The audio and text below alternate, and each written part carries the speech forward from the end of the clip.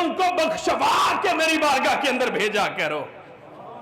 रब्बना अगफिरली वाले वालिदैया, हर नमाज के अंदर वलिल मुमिनीना यौमा यहकुमुल हिसाब, हर नमाज के अंदर हम ये मांगते हैं, लेकिन इसाले सवाब की मजलिस के अंदर हमें ये फिक्र लाहिक रहती है कि क्या हमारा ये पढ़ा हुआ, क्या हमारा ये कलामे पाक, क्या हमारा ये लोगों की ज़ियाफत का एहतमाम करना, क्या इसका मरने वाले को फ़ायदा पहुंचता है या नहीं पहुंचता। मेरे भाई, अल्लाह मरने वालों को भी इसका फ़ायदा अता फरमाता है, और जो जिंदे मजलिस में बैठे होते हैं अल्लाह उनको भी फ़ायदा अता फरमाता है। बड़ी खुशकिस्मती है कि आपके पास इस वक्त दरगाह आलिया मोड़ा शरीफ, मोड़ा शरीफ वो खानका है कि जो सिर्फ खुद पीर नहीं बने बल्कि जो आया उसको पीर बना के भेजा। कोई एक ऐसी दरगाह मुझे बता दो कि जिसने इतना फैज़ तकसीम फरमाया हो। खमगोल शरीफ जाओ, सालकाबाद शरीफ जाओ, नैरिया शरीफ जाओ, लखन शरीफ जाओ, वसनपुरा मोड़ा शरीफ जाओ। आप लोगों ने तो शायद ये चंद नामी 750 खुलफा बाबा जी कासिम सादक मौलवी रहमतुल्लाह ताला अलैह का जो इस वक्त खानकाहें बनी हुई है, अल्हम्दुलिल्लाह आपके पास इस वक्त दरगाह आलिया मोड़ा शरीफ के वली अहद आप यहाँ पे तशरीफ फरमा है। बुहारा शहर का बादशाह गुजर रहा था और गली के अंदर लोग दरी झाड़ रहे थे, कुछ बच्चे दरी झाड़ रहे थे। तो बुहारा शहर का बादशाह उसके आगे हरकारे, उसके कारिंदे दौड़ रहे थे। उन्होंने देखा कि यार ये गली के अंदर जो दरी झाड़ रहे हैं, इस दरी के जर्रात गली के माहौल को मुकद्दर कर रहे हैं, मैला कर रहे हैं। वो दौड़ के गए और उन बच्चों से कहा कि बच्चों, ये जो तुम दरी झाड़ रहे हो, इस दरी को ना झाड़ो, इसलिए कि यहां से बुहारा शहर का बादशाह गुजरने वाला है, उसे गुजरने दो, फिर ये दरी झाड़ना। बादशाह पीछे से होके ये मंजर देख रहा था। उसने अपने खास एलची दौड़ाया और कहा कि यार इन बच्चों को मना ना करो, इसलिए कि हर एक की दरियों को जहाड़ा नहीं जाता। पहले पूछो तो सही कि ये किसकी दरी है, ये किसका आस्थाना है और ये किसका घर है जिसकी ये दरी को झाड़ रहे हैं। वो दौड़ता हुआ गया, कहा बच्चों ये दरी जो झाड़ रहे हो ये किसकी है। कहा ये मुहद्दिस फिकीह हजरत जलालुद्दीन बहारी रज़ी अल्लाह ताला अन्हो के कमरे हुजरा मुकद्दसा जहां पे आप बैठ के हदीस शरीफ पढ़ाते हैं, ये उस कमरे की दरी है। उसने जाके बादशाह को बताया। बादशाह को कहा यार इन्हें कहो थोड़ी देर रुक जाए, मुझे आने दे। बादशाह आया, सवारी से नीचे उतरा, अपने सर से अमामा वो जो ताज पहना हुआ था वो उतारा, उतार के नीचे बैठ जाता है और उन बच्चों से कहता है बच्चों ये एक अल्लाह के वली के कदमों से लगी हुई दरी है, मैं नीचे बैठता हूं, इस दरी को मेरे ऊपर झाड़ो। आपको पता है दरियों को जब झाड़ा जाता है तो कितनी वहां से जर्रात और गर्दो गबार उठती है, वो सारी की सारी बादशाह के जिस्म के ऊपर वो गर्दो गबार पड़ती है। बादशाह चेहरे पे मलता है, सर पे मलता है, जिस्म पे मलता है। कौन कहता है कि अल्लाह के वलियों का फैज बंदे को फायदा नहीं पहुंचाता। मौलाना रूम जो लिखते हैं कि यक जमाना सोहबत बा औलिया बेहतर सद साला तात बेरिया। यहां पे यह नहीं कहा कि 100 साल की इबादत से ज्यादा सवाब मिलता है, बल्कि कहा कि वो 100 साल की इबादत जो बेरिया हो उससे बेहतर वो एक लम्हा है जो तुम्हें अल्लाह वाले की सोबत में बैठना नसीब हो जाए। इसकी मसनवी बहुत लोगों ने लिखी है, लेकिन एक ऐसी शख्सियत जो हमारे और हमारे फरीक मुखालिफ के नजदीक मुस्तनद है, इमदादुल्लाह महाजर मक्की रहमतुल्लाह ताला अलैह, आपने कलीदे मसनवी हजरत मौलाना रूम की मसनवी की तशरीह और तफसीर के अंदर लिखी है। आप इस शेर के ज़िमन में फरमाते हैं कि लोगों यहां 100 साल की बेरिया इबादत से वली की सोबत में एक लम्हा बैठना यह क्यों बेहतर है। आप फरमाते हैं वली की मजलिस और निगाह का सबसे बड़ा फैज ये है कि बंदा जब दुनिया से जा रहा होता है तो अल्लाह उसकी जुबान पे अपना कलमा जारी फरमा देता है। सारी जिंदगी बंदा हज करता रहे, नमाजें पढ़ता रहे, इबादत करता रहे, रियाजत करता रहे, वाज़ो नसीहत करता रहे, तबलीग करता रहे, जब आखिरी वक्त आए, खात्मा ایمان کے اوپر نہ ہو، تو بتاؤ اس کی 100 سال کی یہ باتیں فائدے کی رہی؟ لیکن جب ادھر سے شیطان آئے، ادھر سے رحمان کا بندہ آئے اور اس کے ایمان کو بچا کے زبان کے اوپر اگر کلمہ جاری فرما دے، تو رب کائنات آخری وقت کے اندر بندے کا جس حال میں خاتمہ ہوتا ہے، رب اس آخری کیفیت کو دیکھ کے بندے کی بخشش فرما دیتا ہے۔ بحارہ کا شہر کا بادشاہ مر گیا، مرنے کے بعد کسی نے خواب میں دیکھا کہ سنا کیسا وقت جو گزارا تھا، معاملہ کیا ہوا؟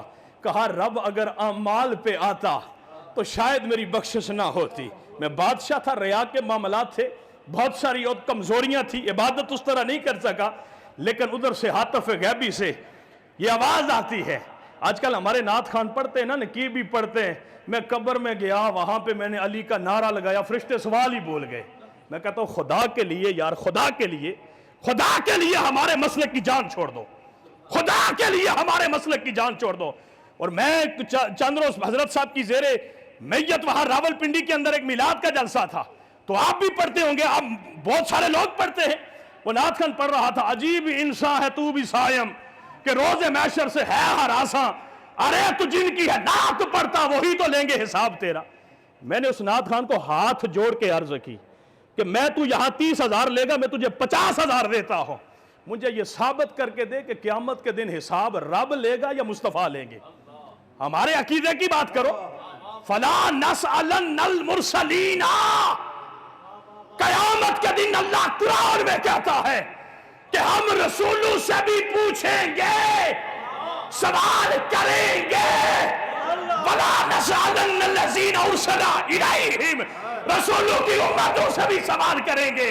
اور نعت خان صاحب، نبی کو ہم شفیع مانتے ہیں، نبی کریم کو ہم اپنا سفارشی مانتے ہیں، نبی کریم کو اپنا وسیلہ مانتے ہیں، لیکن خدا کے لیے خدا کو خدا رہنے دو اور مصطفیٰ کو رب کا محبوب ہی رہنے دو۔ میں یہ بات جو عرض کرنے جا رہا ہوں، میں جو بات آپ کے سامنے عرض کر دینے جا رہا ہوں کہ جی قبر کے اندر گئے تو میں نے علی کا نعرہ لگایا، فرشتے سوال بول گئے۔ یار یہ بات ماننے والی ہے؟ کوئی ایک مولوی جو بالکل پڑھا لکھا مولوی ہو، میں جاہل پیروں اور جاہل مولویوں کی بات نہیں کرتا، میں جاہل پیروں اور جاہل مولویوں کی بات نہیں کرتا، کوئی ایک میرے مسلک کا مستند عالم دین، اس سے یہ مجھے بتا کے دکھاؤ کہ یہ جو پڑھتے ہیں ہم کیا سبز گنبد والے، منظور دعا کرنا، ہم دعائیں رب سے مانگتے ہیں یا مصطفیٰ سے مانگتے ہیں؟ دعا کس سے مانگنی چاہیے، رب سے یا مصطفیٰ سے؟ دعا کے اندر رب کو وسیلہ، رب کے مصطفیٰ کو وسیلہ بنایا جا سکتا ہے، شریعت نے یہاں تک اجازت دی ہے۔ دعا کے اندر اللہ کے نبی کو سفارشی بنایا جا سکتا ہے، لیکن میرے مسلک کے نوجوان، تو اپنا عقیدہ نعت خانوں سے لے رہا ہے، 13 نعت خان ہوتے ہیں اور ایک خطیب ہوتا ہے۔ خطیب صاحب ذرا ٹائم نہ خیال رکھیو، پھر ہوتا کیا لگیاں نہیں موجاں انہیں لائی رکھی سونے، نعتیں یہ پڑھتے ہیں، وضاحتیں ہمیں دینی پڑتی ہیں۔ میرے مسلک کا بیڑا غرق ہو چکا ہے جاہل پیروں کی وجہ سے، جاہل علماء کی وجہ سے، اور جاہل نقباء کی وجہ سے، اور جاہل نعت خانوں کی وجہ سے۔ کیا نہیں پڑھتے حضرت حسان نے جو کہا تھا کہ وَأَقْصَدُ مِنْكَ لَمْ تَرَكَتُ عَيْنِي وَأَجْمَلُ مِنْكَ لَمْ تَرِدِ النِّسَاء خُلِقْتَ مُبَرَّأً مِنْ كُلِّ عَيْبٍ كَأَنَّكَ قَدْ خُلِقْتَ كَمَا تَشَاءُ۔ اے سبز گنبد والے، منظور دعا کرنا۔ میں کدھر لے کے جا رہا ہوں اپنی امت کو، میں کدھر لے کے جا رہا ہوں اپنے مسلک کو؟ دعا میرے بھائی رب سے مانگی جاتی ہے، یہ یاد رکھو۔ جو بات میں کر رہا تھا نا، قبر کے اندر وہ گیا بادشاہ، میں یہ نہیں کہوں گا وہ فرشتے آئے تو بھاگ ہی گئے، نہیں، فرشتوں نے سوال شروع کر دیے۔ ہم اتنی جوش خطابت کے اندر بالکل بھی کمزور بات کرنے کے کسی سٹیج کے اوپر بھی حامل نہیں ہو سکتے، نہ ہمارا مسلک اس بات کا حامل ہو سکتا ہے۔ ہم تو چاول کھانے کے لیے الحمدللہ ہر ایک کے پیچھے چلے جاتے، یزید کا نعرہ لگانے والا، اس کے گھر بھی چاول پکے، ہم چاولوں کے لیے چلے جاتے ہیں۔ یزید کو برا بھلا کہنے والا، اس کے گھر بھی چاول پکے ہوں، ہم اس کے گھر چاول کھانے کے لیے چلے جاتے ہیں۔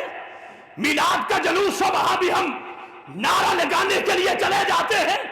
میرے بھائی مسلک سن سنا کے نہ بناؤ، مسلک ایسا رکھو کہ جو قرآن و حدیث سے مستند علماء کرام کی وساطت سے تمہارے پاس پہنچا۔ بادشاہ گیا نا، فرشتوں نے سوال شروع کر دیے۔ رحمان نے ادھر سے آواز عطا فرمائی، فرشتوں اگر حساب لوگے تو یہ شاید بخشا نہ جائے۔ یہ کوئی ضروری نہیں کہ ضروریات دین میں سے نہیں، کوئی انکار کرتا ہے تو کرتا رہے، یہ میں کر رہا ہوں بات، یہ میرا سودا ہے، یہ میں واپس لے کے واپس چلا جاؤں گا۔ بحث نہیں کرنی، لڑائی نہیں کرنی، اختلاف نہیں کرنا۔ یہ میں نے کوئی قرآن کا حوالہ نہیں دیا، حدیث کا حوالہ نہیں دیا۔ جو اس واقعے کو نہیں مانتا وہ نہ کافر ہوگا، نہ فاسق ہوگا، نہ اس کے دین پہ کوئی اثر پڑے گا۔ یہ بات یاد رکھیے، میری بات ہے، محبت کے طور پہ کر رہا ہوں، یہ میرا سودا ہے، میرے حوالے واپس کر دینا۔ آخری بات کہا، فرشتوں یہ جب جلال الدین بخاری کی دری کو اپنے اوپر جھڑوا رہا تھا نا، تو مجھے اپنے ولی کی محبت کا اتنا حیا آیا کہ اسی وقت میں نے اس کے ظاہر کو بھی پاک کر دیا تھا، اس کے باطن کو بھی پاک کر دیا تھا۔ بس چھوڑ دو اس کی بخشش کا۔ اپنے ولی کی محبت کے اندر میں نے اعلان کر دیا تھا۔ الحمدللہ حضرت حاجی زر صاحب ان کے اہل و عیال اللہ کے ولیوں سے محبت کرنے والے ہیں، نبی کریم سے محبت کرنے والے ہیں، اللہ کے قرآن سے محبت کرنے والے ہیں۔ یہ ساری چیزیں انسان کے لیے بخشش کا ذریعہ ہے۔ اسی محبت و عقیدت کے اندر